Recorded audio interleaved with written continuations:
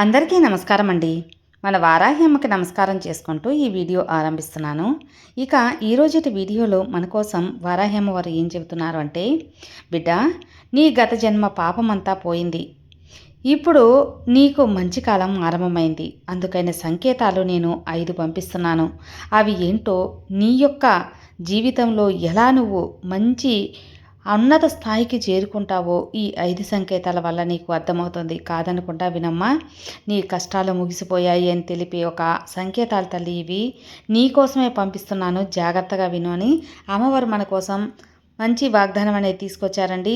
అమ్మవారి మాటల్లోనే అమ్మవారు ఏం చెబుతున్నారు, వారాహి తల్లి ఎలాంటి సందేశం ఈరోజు అందించబోతుంది అని చెప్పి చూడబోయే ముందు మన వీడియోస్ అనేది నచ్చినట్లయితే లైక్ చేయండి. అలాగే మన ఛానల్ కొత్తగా చూస్తున్నట్లయితే సబ్స్క్రైబ్ చేసుకోండి.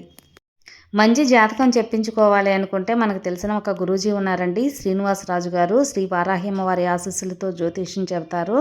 ఎలాంటి సమస్యలనైనా మంచి పూజల ద్వారా, పరిహారాల ద్వారా ఆ సమస్య 24 గంటల్లోనే పరిష్కరింపబడుతుంది. అంతేకాకుండా స్త్రీ పురుష వశీకరణ కూడా చేస్తారు.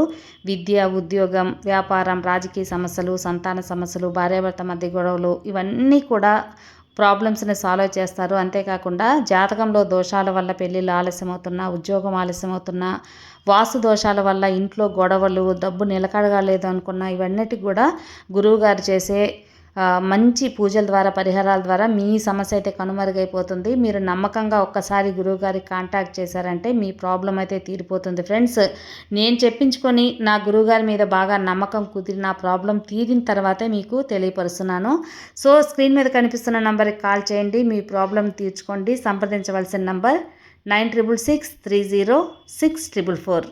బిడ్డ, ఈరోజు నా వాకులో నీ గత జన్మ పాపాలన్నీ అన్నీ కూడా తొలగిపోతున్నాయి. అవి నువ్వు ఎలా గుర్తించాలి, ఆ సమయం ఎప్పుడు వస్తుంది, ఆ సమయం ఎక్కడ దగ్గరగా ఉంది, నీ జీవితంలో ఎలాంటి సంకేతాలు ఈ అమ్మ పంపిస్తున్నాను అని ఇప్పుడే విను.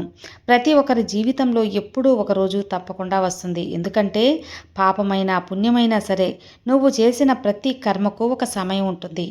ఏ పని చేసినా దాని ఫలితం తప్పకుండా అనుభవించాల్సిందే. అలాగే గత జన్మలో చేసిన పాప ఫలితాలు కూడా కొంతకాలం వరకు నీ జీవితంలో బాధలుగా కనిపిస్తాయమ్మా. కానీ ఆ పాప ఫలితాలు తీరే సమయం దగ్గర పడింది. నీ జీవితంలో కొన్ని మార్పులు, కొన్ని సంకేతాలు కనిపించడం ప్రారంభమవుతాయి. అయితే ఆ సంకేతాలు ఏంటి, గత జన్మ పాప ఫలితాలు తగ్గుతున్నప్పుడు నీ జీవితంలో ఎలాంటి లక్షణాలు కనిపిస్తాయి, అవి ఒకే ఒక లక్షణంతో చెప్పలేము. కానీ కర్మ సిద్ధాంతం ప్రకారం కొన్ని స్పష్టమైన గుర్తులు కూడా ఉన్నాయి తల్లి. ఆ గుర్తులు నీ జీవితంలో కనిపించబోతున్నాయి. గత జన్మ పాప ఫలితాలు తగ్గబోతున్నాయి అని అర్థం.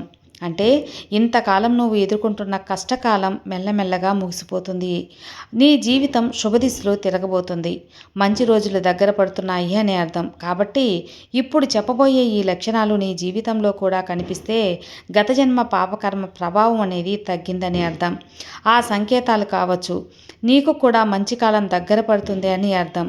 కాబట్టి ఇప్పుడు ఆ లక్షణాలు ఒక్కొక్కటిగా చెబుతాను, స్పష్టంగా చూడు.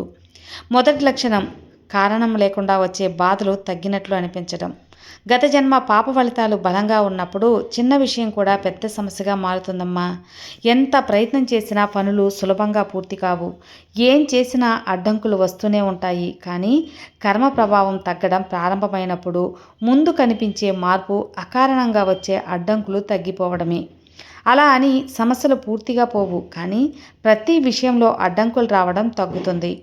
ముందు దారి కనిపించని చోట ఇప్పుడు ఏదో ఒక మార్గం అనేది కనిపిస్తుంది. అవసరమైన చోట సహాయం కూడా లభిస్తుంది. చాలా సందర్భాల్లో కర్మభావం తగ్గినప్పుడు కొంచెం తేలికగా అనిపించడం సులభమవుతుంది. రెండవ లక్షణం, మనసులో అశాంతి తగ్గి శాంతి పెరగడం. పాప ఫలితాలు బలంగా ఉన్నప్పుడు మనసు ఎప్పుడూ కలతతో ఉంటుంది. చిన్న విషయానికే టెన్షన్, అవసరం లేని కోపం, ఎందుకో తెలియని భయం, లోపల ఒక అసంతృప్తి. బయట పెద్ద సమస్య లేకపోయినా మనసు ప్రశాంతంగా ఉండదు. కానీ కర్మభావం తగ్గడం ప్రారంభమైనప్పుడు ముందుగా మారేది మనసే. లోపల ఉన్న ఒత్తిడి తగ్గుతుంది. అనవసర ఆలోచనలు తగ్గుతాయి. ప్రతి విషయాన్ని పట్టుకుని బాధపడే స్వభావం తగ్గుతుంది. అంటే మనసు ప్రతి విషయాన్ని పట్టుకొని బాధపడే స్థితి నుండి శాంతి వైపు వెళ్ళడం అంటే కర్మభారం తగ్గుతుందమ్మా. ముఖ్యమైన సంకేతాల్లో ఒకటి, మూడవ లక్షణం జీవితంలో సరైన మనుషులు రావడం. అంటే కర్మ ప్రభావం ఎక్కువగా ఉన్నప్పుడు జీవితంలోకి వచ్చే సంబంధాలు కూడా మనసుకు బాధ కలిగించేవిగా ఉంటాయి. అర్థం చేసుకునేవారు, మాట వినలబెట్టిన వారు మనసు దగ్గరైన తర్వాత దూరం అయ్యేవారు, ఇలా నిరాశ కలిగించే అనుభవాలు ఎదురవుతాయి. కానీ కర్మ ప్రభావం తగ్గడం ప్రారంభమైనప్పుడు పరిసరాలు మారడం మొదలవుతాయి. మనల్ని అర్థం చేసుకునేవారు దగ్గరవుతారు, సహాయం చేసేవారు కనిపిస్తారు, సరైన స్నేహితులు దొరుకుతారు, కొన్ని సందర్భాలలో మార్గం చూపే వ్యక్తి కూడా కలుస్తారు. ఇది కూడా పూర్వజన్మ మార్పుకు ఒక సంకేతం. నాలుగవ లక్షణం అకారణ భయం తగ్గిపోవడం. పాప ప్రభావం ఉన్నప్పుడు మనసులో ఎప్పుడూ ఒక భయం ఉంటుంది. ఏదో జరుగుతుందేమో, ఏదో కోల్పోతామేమో, భవిష్యత్తు గురించి ఆందోళన.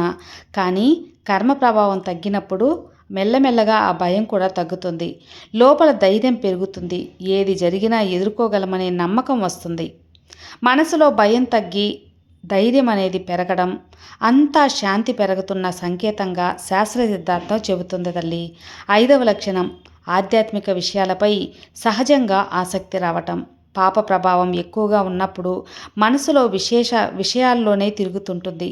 కానీ కర్మ తగ్గడం ప్రారంభమైనప్పుడు జీవితం, ధర్మం, దేవుడు గురించి తెలుసుకోవాలనే ఆసక్తి సహజంగా వస్తుంది. భక్తి, ధ్యానం, సత్సంగం, శాస్త్రం మీద ఆసక్తి రావడం, ఆధ్యాత్మికంగా చూస్తే ఇది కర్మ ప్రభావం తగ్గుతున్నదన్నమాట. ఇది ఒక సంకేతంగా భావించాలి. ఇలా ఈ లక్షణాలు మన జీవితంలో కనిపించడం ప్రారంభమైతే ఒక విషయం అర్థం చేసుకోవాలి. ఇంతకాలం మనం అనుభవించిన బాధలన్నీ యాదృచ్ఛికం కాదు, గత కర్మల ప్రభావం వల్ల వచ్చినవే. అలాగే ఆ కర్మ ప్రభావం తగ్గినప్పుడు జీవితం కూడా మెల్లగా మారడం ప్రారంభమవుతుంది. కష్టాలు తగ్గుతాయి, మనసు ప్రశాంతంగా మారుతుంది, భయం తగ్గుతుంది, సరైన మనుషులు వస్తారు, లోపల తేలిగ్గా అనిపిస్తుంది, ఆధ్యాత్మికంగా ఆలోచించాలనిపిస్తుంది. ఇవి అన్నీ కలిపి చూసినప్పుడు కర్మభారం తగ్గుతుంది అని సంకేతాలు. అందుకే మీ జీవితంలో కూడా ఇలాంటి మార్పులు కనిపించడం ప్రారంభమైతే ఒక మంచి సంకేతం. అంటే ఇప్పటి వరకు మీరు అనుభవించిన బాధలకు ముగింపు దగ్గర పడుతుంది. కాబట్టి చేసిన కర్మకు ఫలితం తప్పదు. అలాగే ఫలం పూర్తయిన తర్వాత శాంతి కూడా తప్పకుండా కలుగుతుంది. కాబట్టి కష్టాలు వచ్చినప్పుడు నిరాశ పడకండి, మంచి పనులు చేయడం ఆపకండి, మనసు శాంతిగా ఉంచుకోండి. ఎందుకంటే ఎప్పటికైనా ఒకరోజు ప్రతి కర్మ ఫలితానికి ఒక ముగింపు ఉంటుంది. ప్రతి బాధకు ఒక చివర అనేది ఉంటుంది. ప్రతి చీకటి తర్వాత వెలుగు వస్తుంది. నీ జీవితంలో కూడా ఆ వెలుగు అనేది దగ్గర పడవచ్చు. ఇలాంటి ఆధ్యాత్మిక విషయాలు, కర్మ సిద్ధాంతం, జీవితం వెనుక ఉన్న సత్యాలను తెలుసుకోవాలనే మీకు ఆసక్తి ఉంటే నీ యొక్క ధైర్యం అనేది పెంచుకో. ఖచ్చితంగా నీ జీవితం మంచిగా మారుతుంది అని నమ్ము. ఈ అమ్మ ఆశీర్వాదం కూడా నీకు పరిపూర్ణంగా ఉంటుంది. నీ వారాహి తల్లి ఆశీర్వాదం నీకుండగా దిగులెందుకు చెప్పు. సర్వే జనా సుఖినో భవంతు. జై వారాహి.